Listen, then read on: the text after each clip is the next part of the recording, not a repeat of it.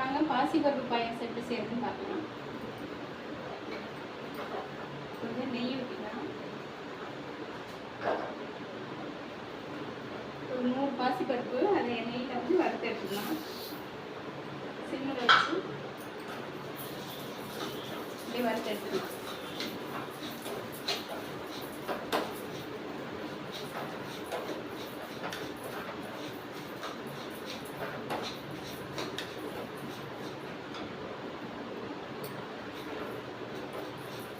அப்படியே கழுவி விட்டுறக்கூடாது. மீண்டும் அப்படியே நல்லா பொன்னிறமாக வரட்டும், நல்லா வறுக்கணும்.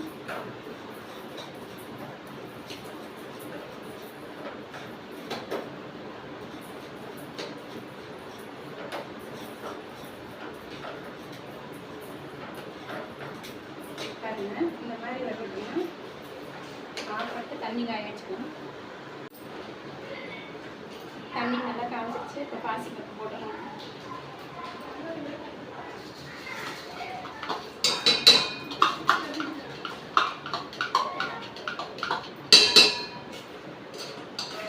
பாசிப்பருப்பு வேகட்டும். ஒரு 1/4 கிலோ வெல்லம் போட்டுக்கலாம். இது வெள்ளத்தை நல்லா பால் காய்ச்சி அதில் ஊற்றிக்கலாம்.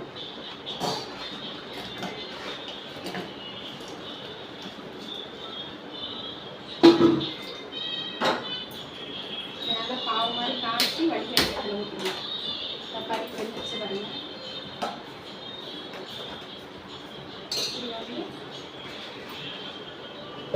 ஒரு கப்பு தேங்காய், திருங்கின தேங்காய், பச்சரிசி ஊற வச்சிருக்கு, அது கொஞ்சம் போடணும்.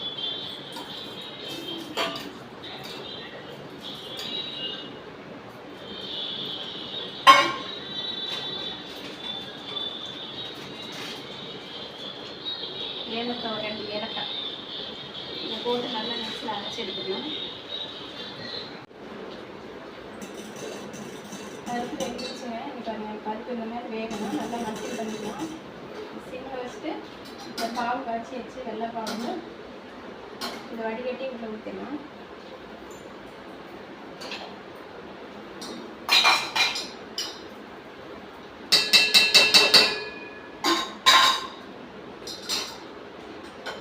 இந்த பாவு வந்து இதில் கல் மண் எல்லாம் இருப்பாங்கனால இந்த மாதிரி வடிகட்டி உள்ள ஊற்றிக்கலாம். அதுங்களா எவ்வளோ அடியில் மண் இருக்குன்னு அதனால தான் இப்படி வடிகட்டி எடுத்துக்கணும்.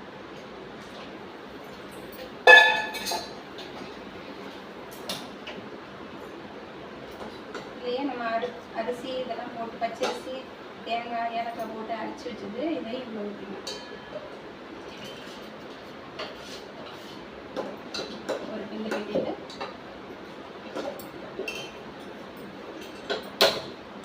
இதில் நெய் ஊற்றி வெங்காய திராட்சை போட்டு அரிசி ஊற்றிடணும்.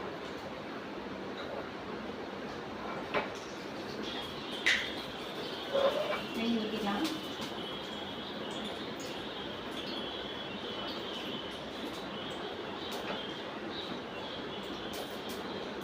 ஒரு கப்பு தேங்காய் சின்ன கல்லாக போட்டு ஒரு கப்பு தேங்காய் கட் பண்ணி வச்சுருக்கேன். அதை போட்டுக்கலாம்.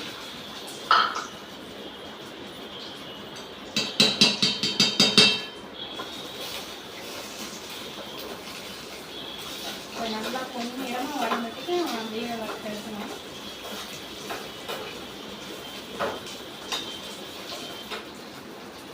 இதுலேயே முந்திரி பருப்பு திராட்சை எல்லாம் போட்டு வறுக்கணும்.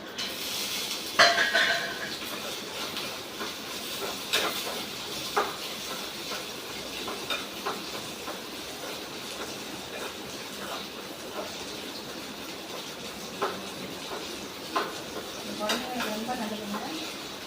ஸ்நாக்ஸ் மாதிரி செஞ்சு கொடுத்தா ரொம்ப நல்லா சாப்பிடுவாங்க.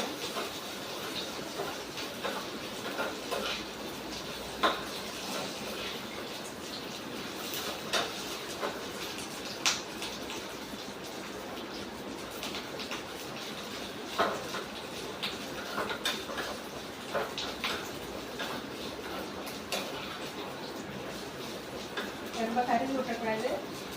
ஒரு பொன்னிறமாக வந்து உங்களுக்கு தெரியும். அந்த மாதிரி நல்லா வறுத்து வச்சுட்டு அதில் போட்டுக்கலாம்.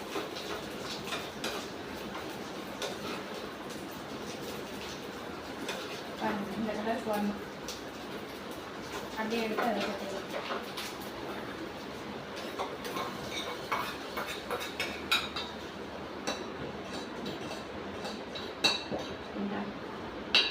பருப்பு பாயாசம், சுவையான பருப்பு பாயாசம் ரெடி.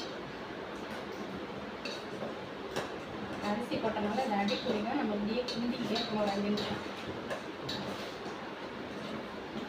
எவ்வளோதான் வெள்ளம் போட்டாலும் வெள்ளத்தில் உப்பு இருக்கும், ஆனால் லைட்டாக அது மட்டும் போட்டுட்டேன்னா கொஞ்சம் டேஸ்ட் இருக்கும்.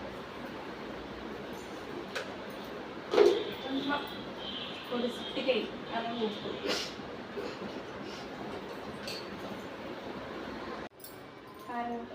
பாயசம் ரெடி ஆயிடுச்சு.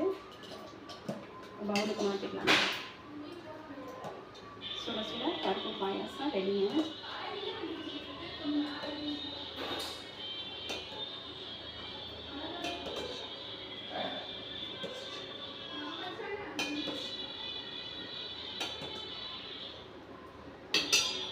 பாருங்க ஃப்ரெண்ட்ஸ், பருப்பு பாயாசம் ரெடி ஆயிடுச்சு. இந்த ரெசிபி பிடிச்சிருந்துச்சுன்னா ஒரு லைக் பண்ணுங்கள் ஃப்ரெண்ட்ஸ்.